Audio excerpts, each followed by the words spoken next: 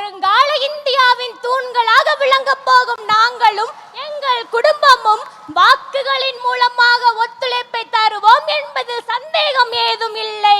எண்ணில் அடங்காத நட்சத்திரங்கள் நடுவில் ஒளிரும் வெண்ணிலவு ஒன்றே.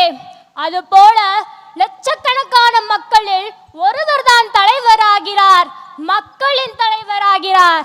1000 பேர் தலைவர் என்று வரலாம், ஆனால் மக்களின் தலைவர்கள் விரல்களை விட்டு எண்ணும் அளவில் தான் உள்ளனர். சாதியை அறவே ஒழிக்க போராடிய தந்தை பெரியார் மக்களின் தலைவரே.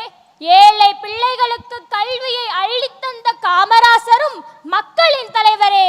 இவ்வரிசையில் அடுத்ததாக வருபவர் திரையுலகில் இன்று இளைய தளபதியாக வலம் வந்து நாளை தமிழகத்தின் தளபதியாக வலம் வர போகும் என் அன்பு அண்ணனும் மக்களின் தலைவர் தான் என்று சொல்வதில் மட்டற்ற மகிழ்ச்சி கொள்கிறேன்.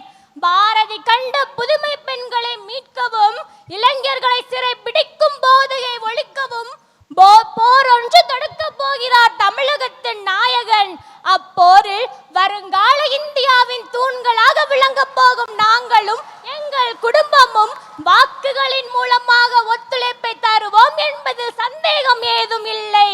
நல்லாட்சி சிறக்க வேண்டி வெற்றி நமதே என்று கூறி மகிழ்கிறேன். நன்றி.